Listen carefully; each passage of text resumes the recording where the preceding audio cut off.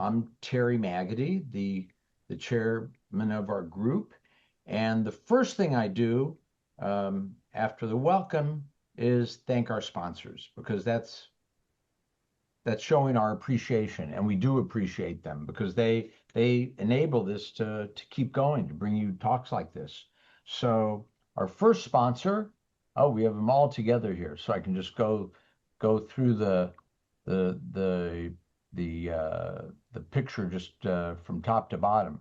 But our longest time sponsor is the Sanborn team. They're real estate brokers, Nancy Sanborn and Brian Joy, who work in the area of conservatorships, trusts, probates, all the kind of real estate deals that we do in our line of work. So thank you, Sanborn team. The next sponsors are Bond Services of California and Liberty Mutual Surety. They're both there in the bond business and and the surety for the bond business, and anyone that deals in the probate world knows who these folks are. They just provide top-notch service for all of us um, who do probate. So that's for conservatorships, trusts that are administered by the court, probates, um, anything that dealing with the court, they're always there for us. And in fact, sometimes out of the court, they do work to do bonds for trusts and other matters that are not supervised by the court. So thank you, Bond Services of California, and thank you, Liberty Mutual Surety.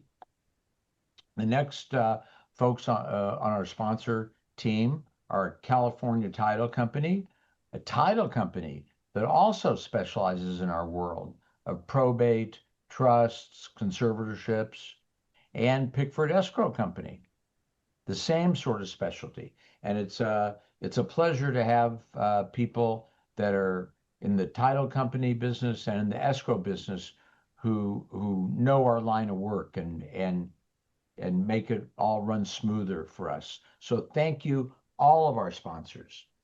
And the next thing I want to mention is our program coming up October 24. Barry Sykoff is, to say he's in health insurance agent, that's like anybody's heard him. That's an understatement. That doesn't say it all. Barry's like super expert in the health insurance space, and he's been giving talks to the Beverly Hills Bar for a long time, and just is filled with like good ideas and nuances that help us. And you not every year, but many years, we have him speak about this time of the year, end of October, beginning of November, because people are beginning to consider changing their insurance plans. Particularly, we're focused on uh, Medicare and the Medicare supplemental plans that apply to people who are older and people who have disabilities. Um, the latter point, I don't know if everybody's aware of, but it's not only for people 65 and older Medicare, it's for people younger than 65 who have a disability, and those the supplemental plans that Barry talks about are relevant for them too. So come join us on October 24 before it's time to re-enroll or change your enrollment in these plans. And here's some tips from Barry. Now, our program today, Navigating Regional Centers Game-Changing Self-Determination Program. Typically, when somebody says something like that, game-changing, you think, oh, he must be exaggerating. But I'll tell you, that's not the case. And you're going to hear from our speaker. It's not the case at all. It is game-changing, the self-determination program. And the person who really stands out above everyone in our state as an expert in that program um, is our speaker, Mira Amster, who I know well. And she's, there are many people who work in the area, but not that many. In fact, I don't know any other lawyers at all that does what she does and represents people in the self-determination process. So she also does advocacy in special education, and I imagine other regional center benefits. But we're fortunate to have Mira today to give us her presentation on the self-determination program, because it's really just such a high level of expertise that you can't get elsewhere. So we're very appreciative. And with that, I'll turn it over to our speaker, who's also my friend, Mira Amster. Thank you. Thank you very much. I was actually looking through my files, and I actually was here just over 4 years ago.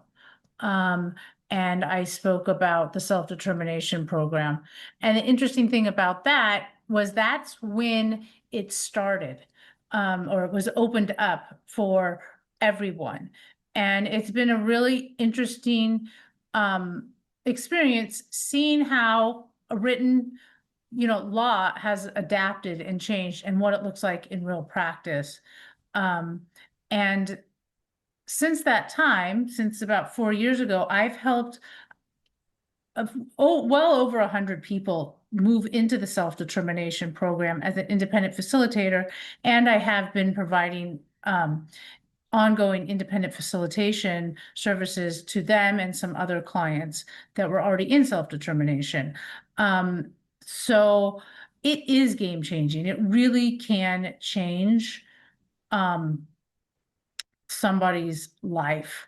And I'm going to go through it. I will try to, some of my slides, I will probably veer off my slides, but that's fine. And I welcome any questions that people have. So before we talk about self-determination, we need to talk about the traditional system.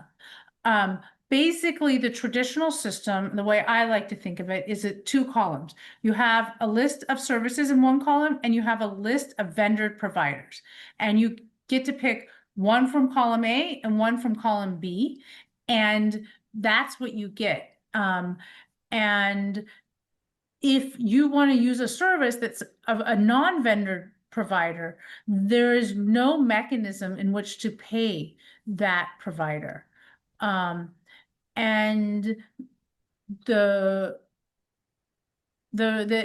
and then the other sort of basis of the traditional program is that each service has a rate attached to it. For example, a service that most people in regional center, if they're living at home, is something called respite. Might get respite about 30 hours a month.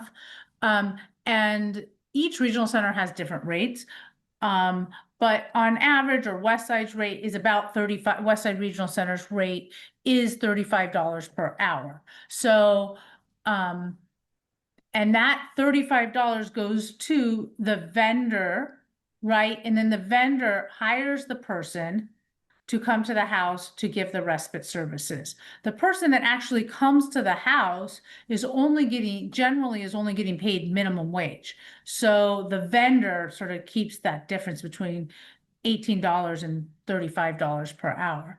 And as I'm talking about that, you might kind of think about where the magic comes, right? It's that difference between what the vendor rate is and what you actually will pay the actual person that's going to do the service.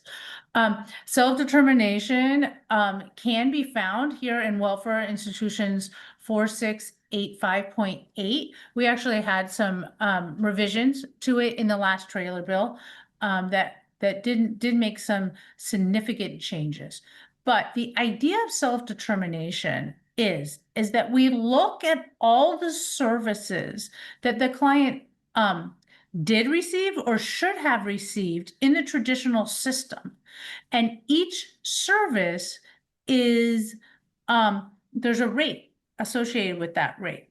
You take all those services, for example, the 30 hours of respite per month, you take $35 per hour, you times that by 12 months, and then you get a bottom line amount of money. that you have. And then you have this sort of pool of money. I'm just gonna give an example. Let's say it's a child, let's say it's $50,000. You're able to use this total amount of money um, for many things, but there are some limitations, and we'll talk about those limitations. But that's the game-changing part of it. Um, um, like I said, in June 2021 is when self-determination became available for everyone.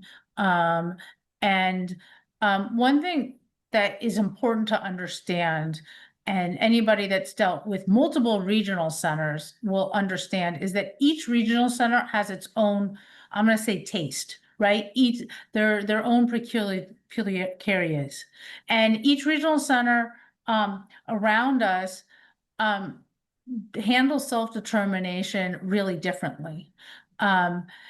West Side Regional Center is generally really easy to work with and really amazing to work with. Lanterman Regional Center, which Frank D. Lanterman, they're okay.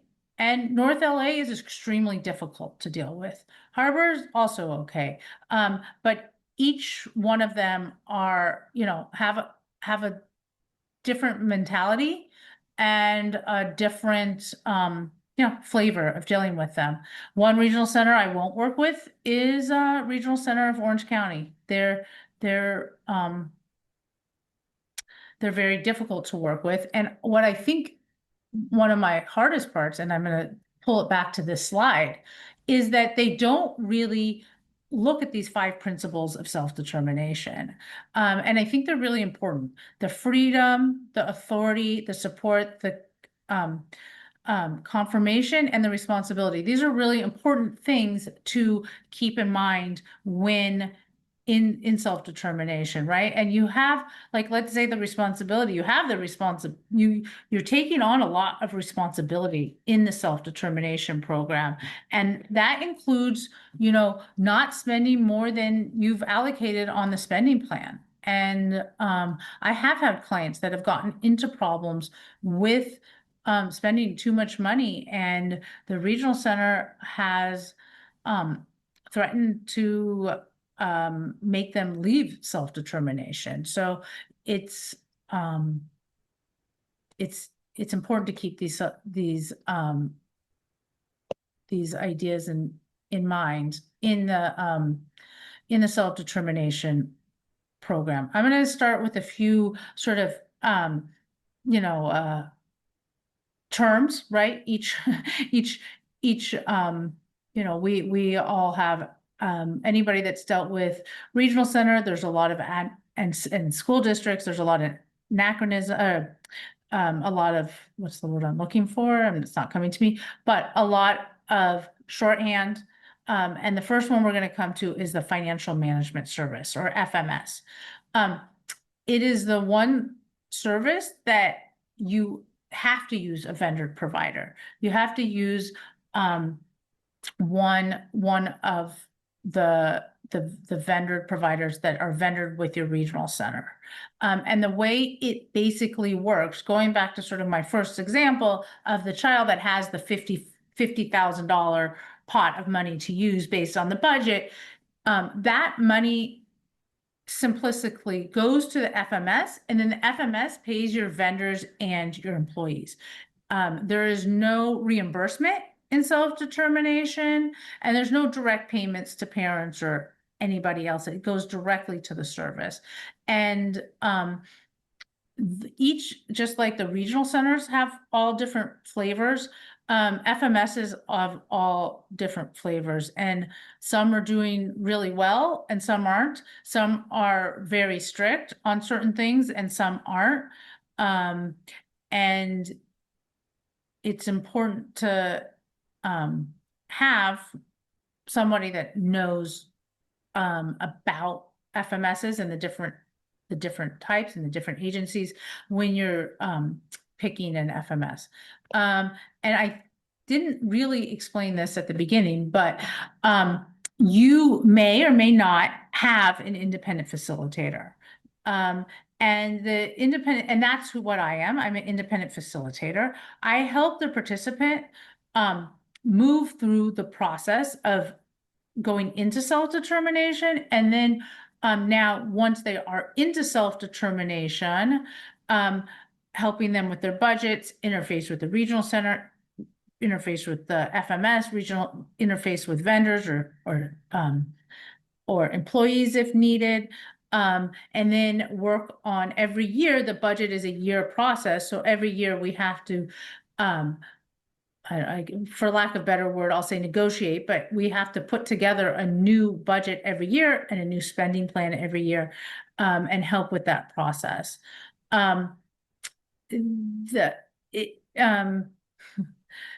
Regional centers are under the Department of Developmental Services, DDS. And DDS has a number of directives, and I like to joke that DDS makes things clear as mud. And that would go for paying somebody to help you get into self-determination. I'm not going to spend too much money on it right now. And we'll if people have questions, I can talk about it. But right now, DDS has allocated $1,000 to an independent person. You can elect to use an independent facilitator to draft the person-centered plan. We'll talk about that later, but that person that drafts the person-centered plan can get $1,000, and I'm not going to. And this is to go into the self-determination program. And then they also have something that we call 099 supports. That somebody, an independent facilitator, can help move people into self-determination under this 099. It's about they can allocate up to 40 hours to this person, and the rate is about $50 an hour. And for that and a number of other reasons, I am not, I don't provide 099 services, and I am actually taking very little new clients. But there are independent facilitators that are doing the person-centered plan for the $1,000, and then also the 099 to help you move into self-determination. The individual budget is what I'm talking about, is those traditional services that you have.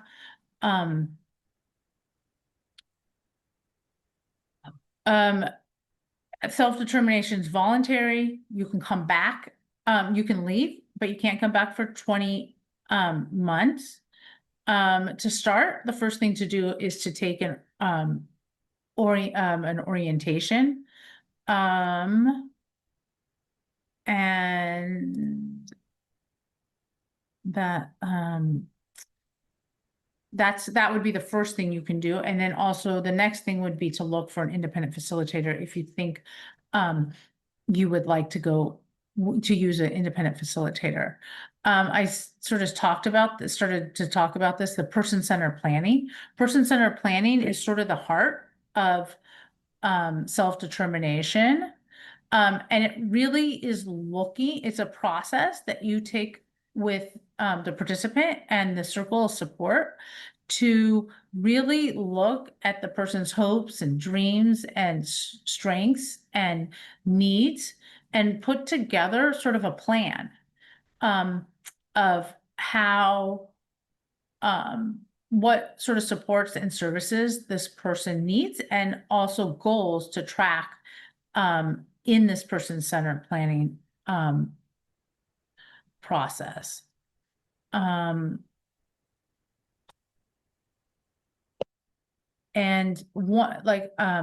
so the budget, something new in that trailer bill that I referenced, that was just signed into law, is how the budgets are formed. That authorization is a new word. It used to be, what was it?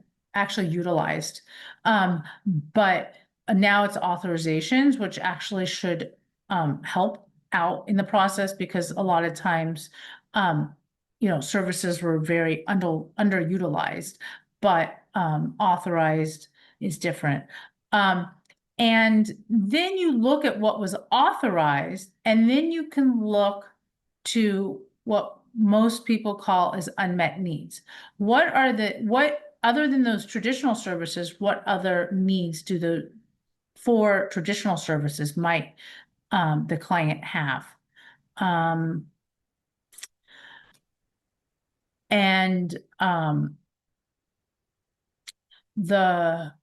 once you have the budget, you can pay for an independent facilitator out of the budget. Some independent facilitators charge hourly, some charge monthly, some charge differently, but you have your $50,000, you can have a line item for $2,000 for independent facilitator fees. The regional center won't give you any more money to add to your budget for the independent facilitator fees.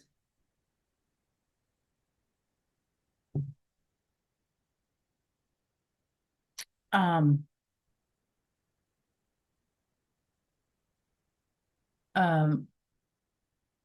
the law says that the FMS is required to provide monthly budget updates. And sometimes they do, and sometimes they don't. Anybody that you want to hire under your spending plan will have to go through a background check, a life scan.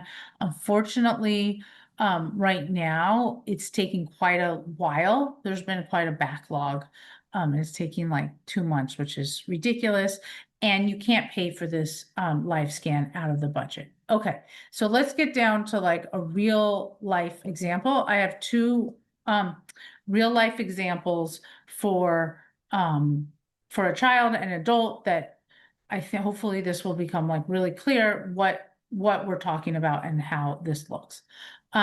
So often, let's say a client will come to me and they'll say, I want to go into self-determination. And I'll ask them, what current services is regional center providing what are they currently providing? So it's very typical. The regional center is providing 30 hours per month, and generally the parents are like, I can't find anybody that'll work for $18 an hour. They'll say, oh yeah, they're paying for 2 weeks of camp and they're paying for swimming 1 hour, 1 hour a week.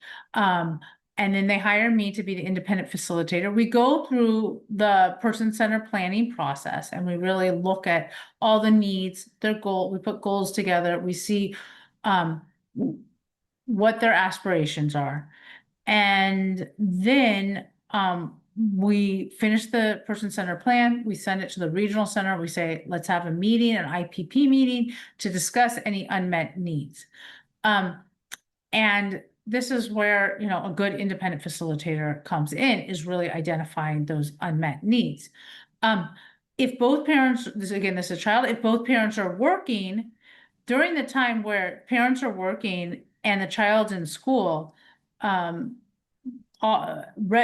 regional centers will provide daycare. They all call it different things. So that's why that was parentheses. Westside calls it specialized supervision. Lanterman calls it in-home support. North LA calls it something else. But with, let's say, daycare, and actually most of these services, each regional center is a little different, but some require it. We actually put together a schedule of when everyone is getting these supports. So let's say the child goes to school from 8 to 2, and then and parents work till 6.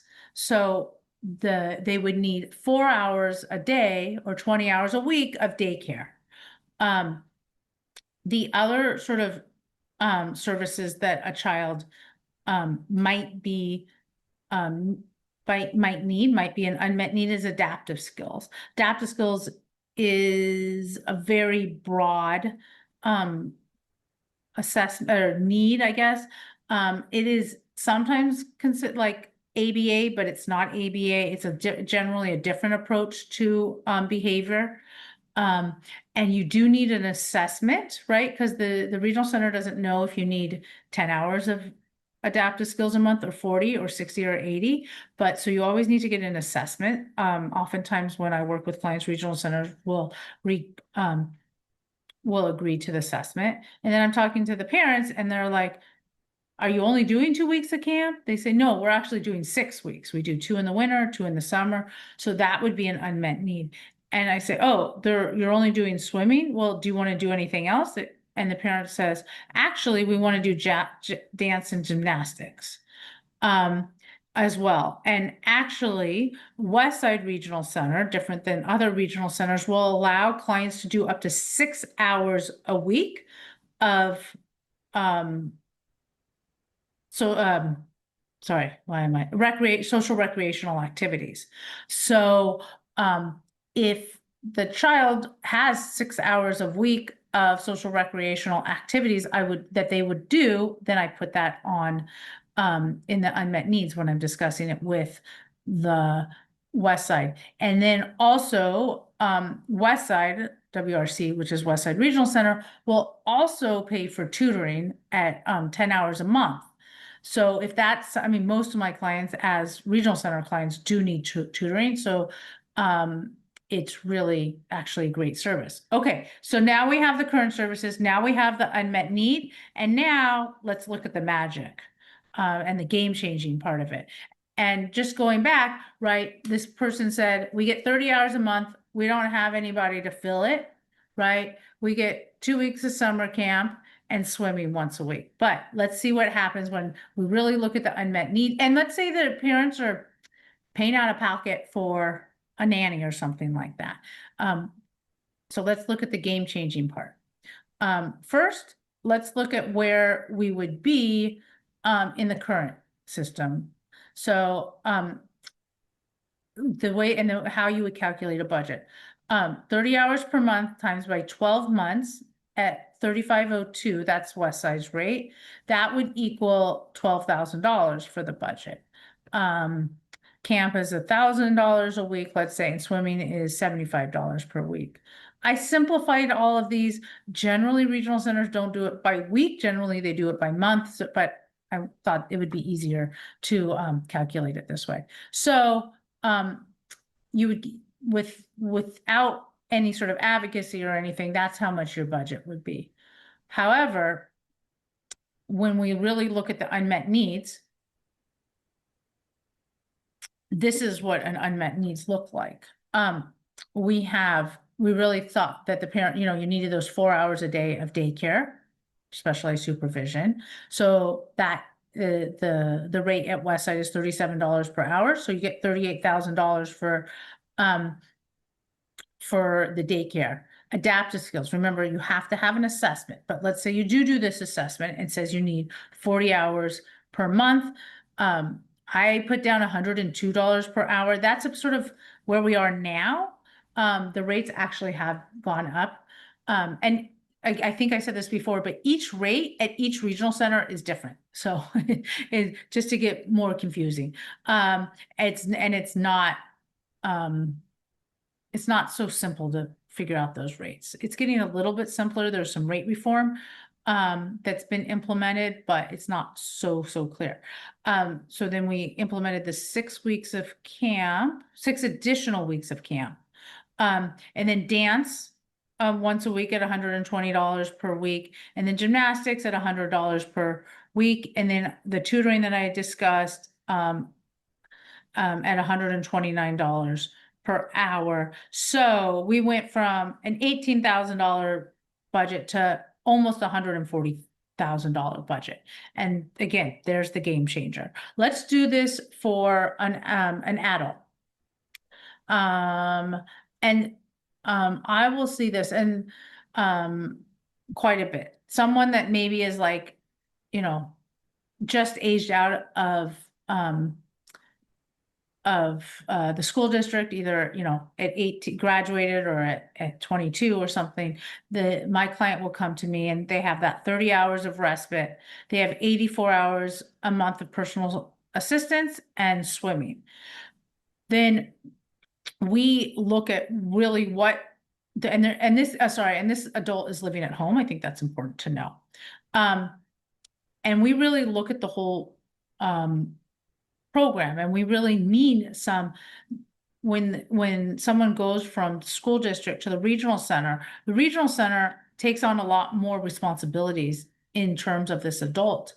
And they are there to sort of build skills and to build independence. So oftentimes, if this client is living at home, the appropriate service to build skills at home is independent living skills. You generally do need an assessment. And generally regional centers cap out, it's around 40 or 50 hours per month for independent living skills. The other service is a tailored day program. And this is usually a higher rate than a day program. So I always encourage a tailored day program in general. This is basically tailored day is a very broad and can be done.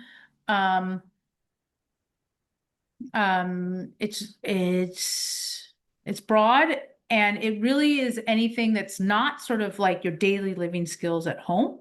Let's say the client is taking classes at SMC. So if they needed someone to go with them, an aide or an assistant to go with them to classes. Let's say they need to learn how to take public transportation. What about if they need to learn how to interface with their doctors? There's a lot of things. It's very broad. They go to all these different programs. They do all these activities during the day. That person can be an assistant there, but it's sort of like their day programming, not for about 20 hours a week. There's also is a cap on that. And I think it's like 90 hours a month, about 85 hours a month. So 20 hours, 5 hours a day. And then now that this child is an adult, there's no more parent responsibility. The parent was doing a lot more, providing a lot more support, but now there really needs personal assistance. Somebody sort of explained it to me, and I thought this was a good example. For an adult, you first want to fill up, think of it as a jar. You first want to fill up the jar with big rocks, and those are sort of the learning services, the clinical services, as regional center calls it. So we put a rock of independent living skills, we put a rock in of tailored day. But let's say the client needs some more support during the hours after that, because like the independent living skills, it's only about an hour a day at most, and then we have the tailored day of about 5 hours or 4 hours a day, 5 days a week. So let's say the client needs really support 24 hours a day, you still need some more support. So that's sort of the smaller rocks, is that personal assistance. And let's say we look at a schedule and we realize, okay, they need an additional 100 hours per month. Then another services that an adult can get is out-of-home respite. Some regional centers and that is sort of the idea is if the caregivers are going on a trip and the client can't be at home, right? They need support. The way it worked in the past is there are actually like group homes or something like that where you can go for those 21 days a year. But sometimes I ask for it, but sometimes regional centers are just really hesitant to give that. And then let's say this client also wants to do dance and gymnastics. So let's look at hold on one second.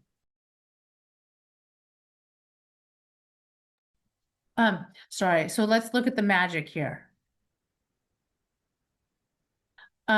So we started here with the sort of the current budget, right? We had the 30 hours of respite, same calculation. We had the 84 hours of PA per month. And then we have the swimming once a week. So that would have given us a budget of $56,000. But here's our magic. We do an assessment for independent living skills. It says that they need 45 hours per month. And then we get $29,000. We have the day program, 20 hours per week. At $45 per hour, you get $46,000, and then that additional $100 100 hours per month for the personal assistant, we get $44,000 per year.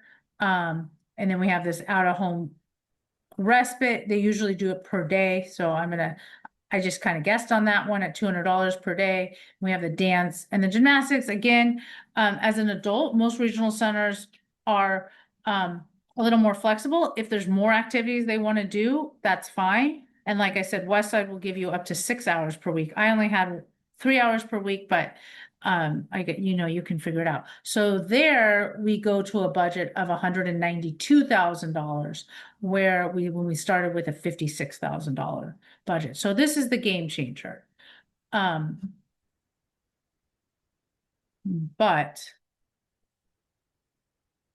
that's a little bit more about the person-centered planning process.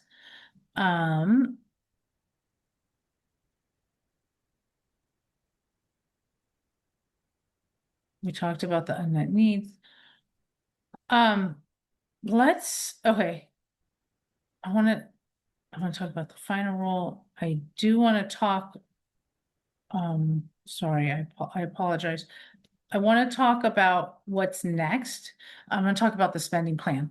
And I find it super duper confusing, and a lot of my clients find it super duper confusing. We're looking at two sort of fiscal terms. We have the budget. The budget is made up of traditional services. And then we have the spending plan. The spending plan is how you actually spend that money. So it's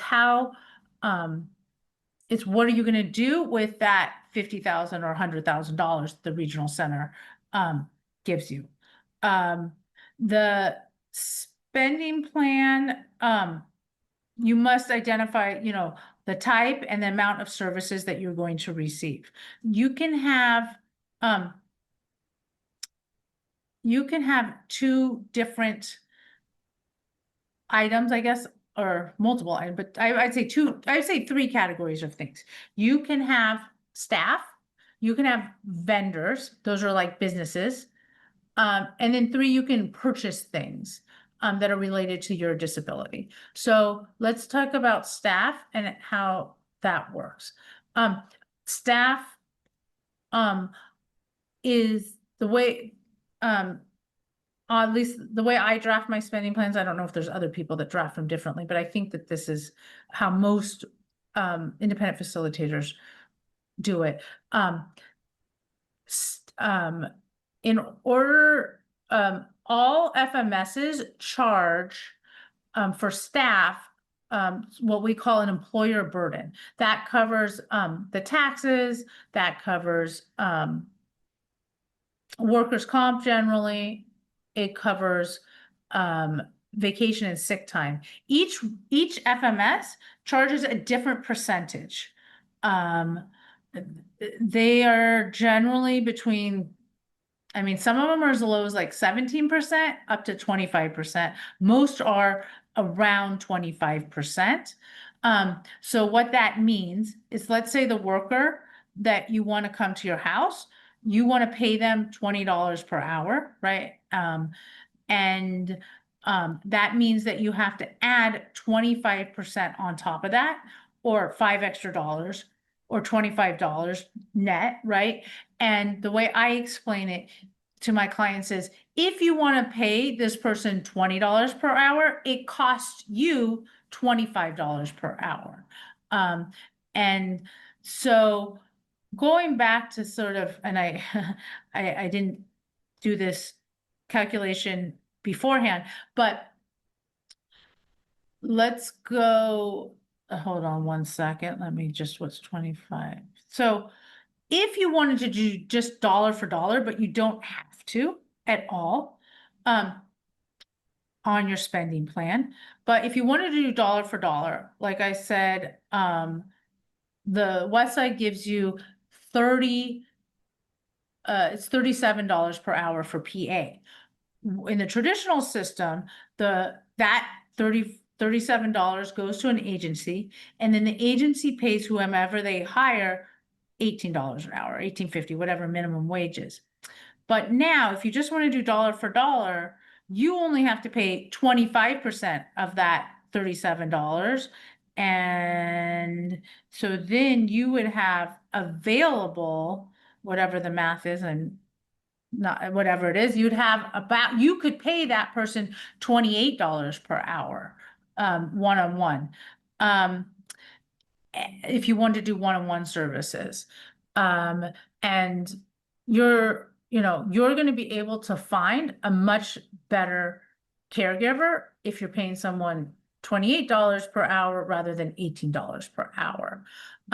But sort of the magic and the game changer is that you don't have to do dollar for dollar or hour for hour. You could, going back to our examples, let's say you wanted, and I don't usually actually use traditional names on my spending plan, but let's say you wanted more ILS, the independent living skills, and less PA. And let's say you're not going to use an agency, but you want to use some third party. And let's say that person charges $50 an hour or $75 an hour. You can choose to sort of aggregate your money and pay that person $50 or $75 an hour, obviously to get better quality people. And when people ask me, like, also, why is this game changing? What's game changing about self-determination is, at least in the developmental disability community, it's very hard to find good quality people sometimes. And the difference between success for a person with developmental disabilities and not success is the quality of the support they receive. And what I see over and over and over with my clients is that they're able to pay higher rates for that quality, and they're able to really, just really have a much better life, whether it's tutoring for a child, right? And they can hire a reading specialist for $250 per hour, or whatever the case may be. And that, and it gets, let's say it's for my child and it gets them up to grade level, right? And then they can stay in a general education classroom. That's game changing, right?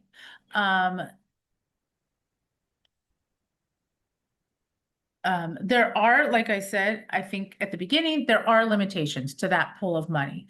And some of the trailer bill language has changed that, has made it more clear about regional centers' role in the budget. Something new in that trailer bill language, here it is on the screen, is that regional centers do no longer, they just, before they kind of just have to, like, they just had to review the spending plan. Now they must certify the spending plan. And there's a number of things that the law now is requiring. One thing that was taken out in another area of law is, before, regional center self-determination didn't have to be cost controls. They didn't really scrutinize the cost of the service. It has made a lot of people very worried about this cost control and what that's going to mean, because part of the self-determination and the magic is being able to pay providers higher rates. And be able to get high quality services. I do think one of the things that DDS was trying to address, and something that I see frequently, unfortunately, is There, especially for adult clients, there's no limitation and also for children, except for parents, but you can hire family members that are over 18. So the thing that DDS is trying to prevent, but maybe not so explicitly, there are people that want to pay grandma $150 per hour to watch their grandchild. And even more. I had one client, whatever, it was complicated, but tried to pay herself to watch her own child $500 per hour. The regional center pushed back on that. Understandably, right? That you could find someone for much less money than $500 to provide the services needed for this client. Some of the things, so they're looking at cost effectiveness. They are also looking at some other things. One, it needs to be federally reimbursable. Two, there has to make sure there's no generic resources. So I did talk about a schedule. I often put a schedule together of all the traditional services and the generic resources. So that schedule needs to include IHSS. I was just in a meeting yesterday, and the regional center was really pushing back on my schedule because I put all the IHSS hours at night. And they're like, well, are they really doing all the things at night? Do they need that level of support? And at night, but you have to first go through other funding sources. And then the third main area is that they need to make sure it meets the final rule. And the final rule means that it's, I actually think that you guys, this association had a speaker on the final rule, maybe 2 or 3 years ago. But basically, it needs to be an integrated setting where you're not only with people with developmental disabilities all the time. Now, most things can meet the final rule, and it's not such an issue, but it does come up occasionally. The other sort of generic resource that often comes up is health insurance. And here's some of the game-changing part of self-determination. And oftentimes when I meet with, let's say, parents, but this can be in different areas, is that they want to pay for speech therapy, or they want to pay for occupational therapy, or they want to pay for, regular therapy, talk therapy, whatever you call it about. You can't pay for any of those therapies because those are those are things that your health insurance can pay for. Whether you can actually get it, it's a different story, but that it is the health insurance responsibility to provide those services. However, you can pay for, let's say I call them coaches. You can pay for a coach on your spending plan. So you can pay for a social skills coach. You can choose that your social skills coach is also a speech therapist. What that means is making sure that your social skills coach is comfortable putting together an invoice that says social skills on it. And the way it would work is they would put an invoice together for the days that they've seen your child as a social skills. And then they send you the invoice, then you send it to the FMS and you say, please pay. We had social skills coach on our spending plan, and then the FMS will pay it. Also, you can't pay for a psychiatrist or psychologist, but you can pay for a life coach, or you can pay for an executive functioning coach. So if the participant wants an executive functioning coach or a life coach that happens to be a psychologist, and they are doing life coaching or executive functioning coaching, you can pay for that in self-determination. Just a few things before, I have much more things, but just a few things before I finish my presentation and open up to questions, is the budget is for 1 year time. And,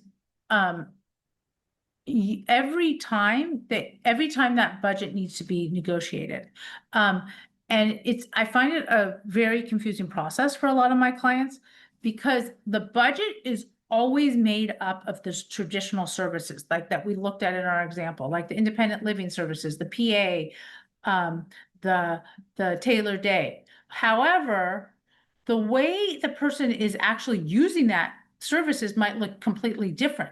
They might have a social skills coach. They might hire different people. They might, the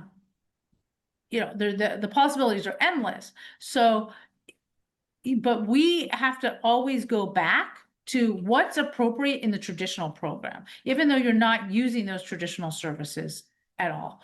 And then another thing is that everything that you pay for has to be on the spending plan, and you can update your spending plan throughout the year. That's what I do spend a lot of time, is updating the spending plan. Unfortunately, it's not such a quick process.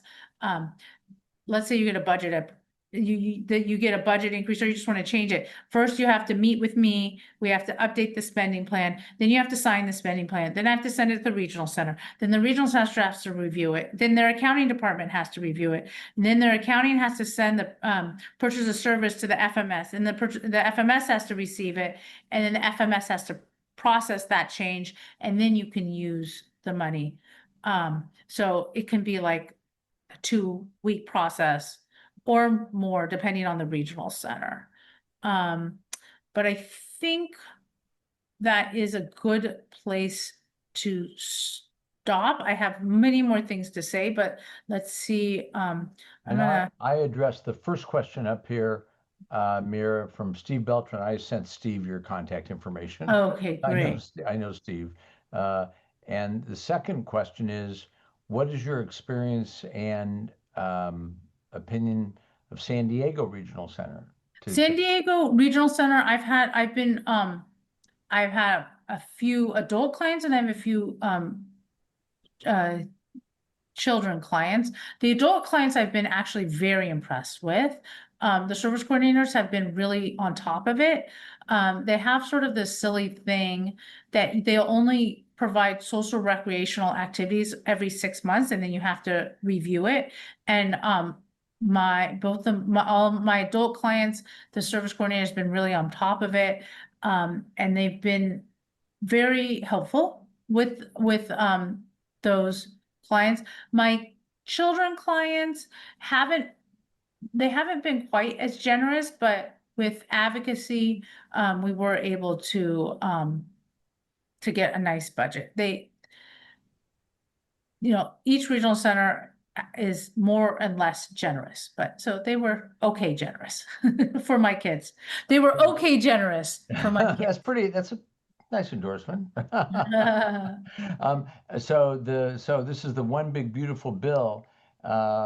What's the effect on STP, do you believe, for the bill?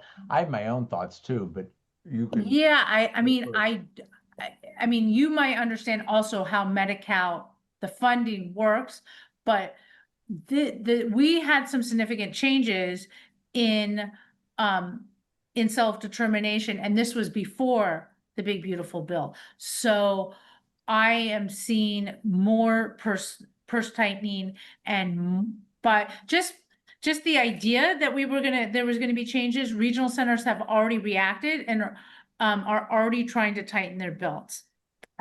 Unfortunately, DDS sort of, in my opinion, does this very inequitably. They sort of they haven't given really good guidance, and I don't know if they will. They just tell the regional centers, tighten your belts. And they don't really give clear direction what that looks like. And I think that means that families that have good independent facilitators that have set their plans up well are going to probably be okay. And the families that haven't set their plans up well and don't have good support for everything that's in their budget will probably be affected more.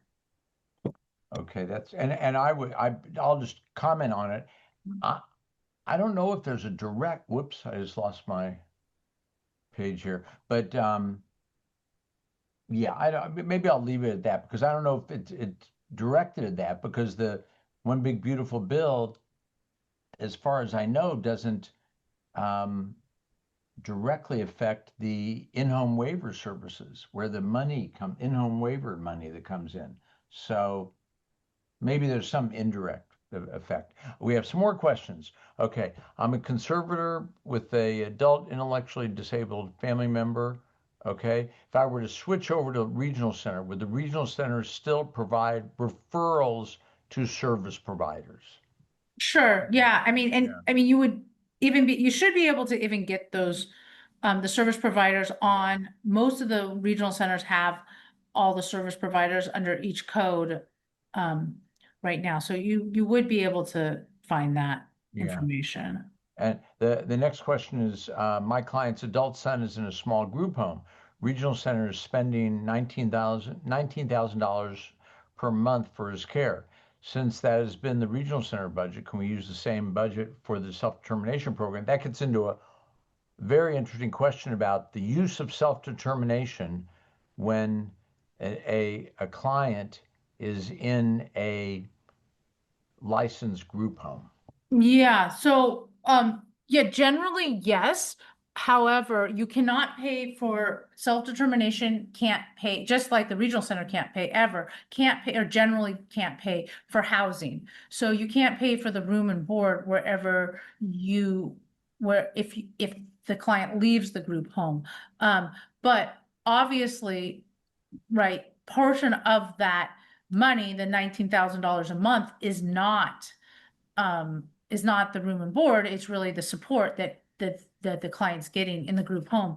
So, yeah, you could take that money, but if the client would leave the group home, you'd probably, I mean, I would want to look at the math and see um really, if they're living independent, what sort of support they need, right? They might need much more than $19,000 per month. Because they might need supported living services or SLS, you know, or a caregiver 24 hours a day. And so you would actually just look at the needs of the client and like put a schedule together, like we were sort of referencing, and when he needs, if he has IHSS, or when he needs the SLS, or does he go to a day program, and put all of the needs together, and it actually might be much more than the 19,000 per month.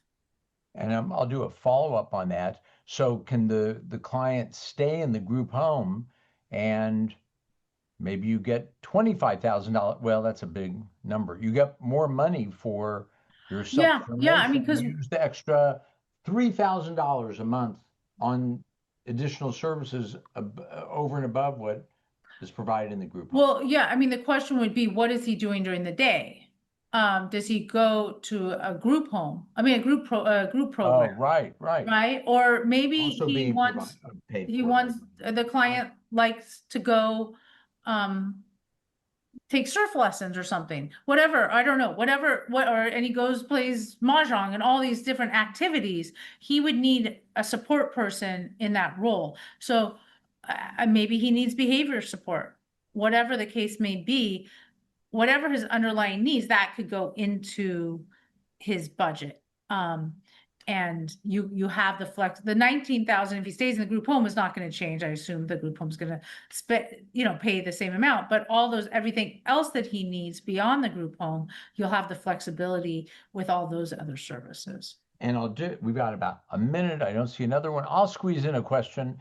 I think the restriction was that the money that's coming through has to be money that is waiver money from the federal government. It is So waiver that money. means, but what else other than rent we know is a no-no. Um, what what else are clear steps out of bounds so they're not reimbursable from the federal government Um, waiver program? so it actually all has to align to your IPP goals. So it has to be a goal in your IPP, which is something that they're really pushing. Um, so food, Oh, food, right? food, Food. housing, really like entertainment, like Disneyland Oh, right, of tickets. course. Excellent. I'm trying to Food, think, housing, entertainment. Right. trying to Good. think, I mean, what also comes up is with parents, anything that a typical parent would really have to pay for. You generally they'll say it's parent responsibility. Sometimes it comes up with like orthodontists or something like that. That can't be paid for. I'm trying to think of, Like a medical, that's a extra medical care. yeah. Um, and I'll squeeze in one more. That was me. So I see one more person put a question up there. Oh, wait a minute. You said earlier. Oh, let me try to squeeze in two quickies here from Okay. people. One person who didn't ask before. Regional center pays transport costs to and from adult transition program. Will SDP budget pay transport costs? The So yeah, it's a transition good question. There program. is a rate that they pay for transportation. So that would be on your budget, and then you can choose how you would allocate that on the spending plan. Um, the, um, but you can pay, if you, let's say you hire someone, you can pay, them, 70 cents per mile. The other thing that's also game changing, right? That about, Terry, we can pay for Lyft or Uber through gift cards or whatever, Yeah. which you wouldn't be able to do in the traditional, Okay, well, conserve, oh, I'll do the quick, Steve says, can STP be used for conservative with special needs trust? Yes, that's yes. And now I'll let you do maybe the last one here from Joyce, and that it takes some clarification because I could see that you So said yeah, let something me that just, was I not can picked take up. it. I can take it. You gonna Oh, see it? so I'll You just want to say, address that? so, a parent can't be a provider for someone under 18. All providers need to be over 18.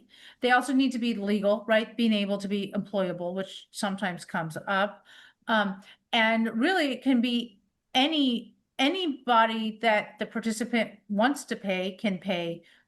So a friend's girlfriend, a class friend, anybody, really, anybody willing to work, um, work through the FMS. And the last one was, do I do anything in Northern California? I have a few clients in Northern California, but I would encourage anybody to really find, if you were interested in the program for you or your clients, is that you do want to have someone that has experience with the regional center, because like I said, each regional center has a different taste. And so someone not familiar with that taste of the regional center is sometimes, it's a harder process. And with that, we'll draw the program to a close. Fantastic, all caps and fantastic, all bold, underline, and with an exclamation mark at the end. And there are a fortunate number of people who are able to hear the program now, and hopefully there'll be some that sign in later to hear it remotely. But it's a real treat and a real tremendous benefit. So thank you very much. Great, Mira, thank you to our members and non-members who are listening now. So great. until next program. Okay, Bye-bye. bye-bye. Bye.